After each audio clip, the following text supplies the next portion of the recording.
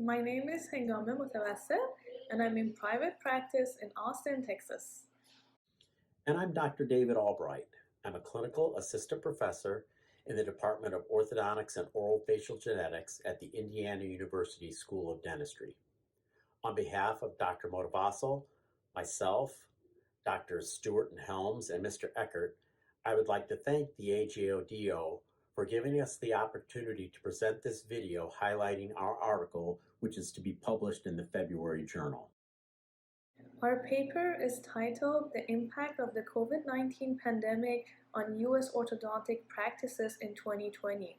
Our aim was to investigate the immediate impacts and potential long-term implications of the rapidly spreading SARS-CoV-2 virus on U.S. orthodontic practices.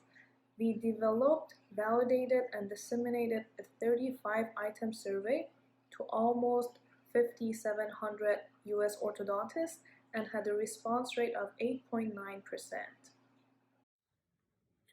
The survey was available from May 12th to June 12th, 2020. During this time, there are a number of pressing concerns. How would we protect ourselves, our families, our staff, and our patients? How would we manage our practices in the face of lockdown mandates? Is everyone else facing these same issues?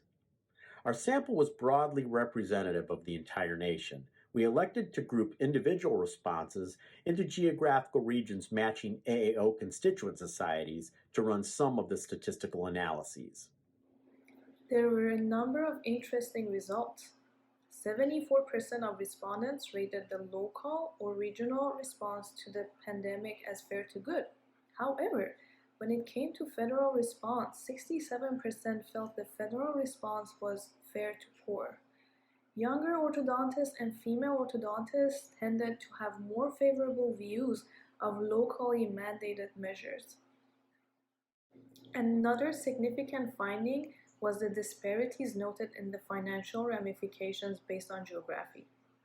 Practices in the Northeast and Mid-Atlantic suffered the most severe losses.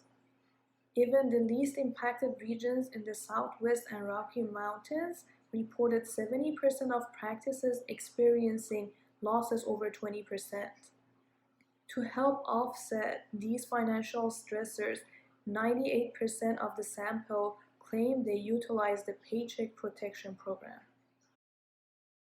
When asked where practitioners turned for the most reliable information, 3/4 of the sample looked to professional associations, and 63% used online news sources, as seen in this figure. The most helpful sources listed by the respondents were state and local dental associations and the AAO. It was interesting, though, that while professional associations were viewed as useful vehicles to provide information, 55% of the respondents felt that specific guidance from these organizations was lacking in the early weeks of the pandemic.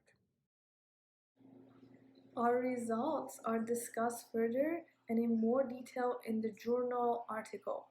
An area of further interest might be to explore how the use of virtual appointments and working from home have been influenced by the pandemic. 65% of our respondents claim to have utilized some form of teleorthodontics to help them manage patients during the lockdowns. How has this changed since then? What other ripple effects might we continue to see? It's fortunate that many of the practices that were able to weather the storm of these early weeks of the pandemic have seen their financial fortunes bounce back rather quickly. This was far from certain when the survey questions in this study were answered. While we will not likely experience anything like this again in our practice lifetimes, lessons learned from such times of stress and chaos can be very helpful. Thank you for taking the time to visit this site and watch our video. We hope you find our article interesting and useful.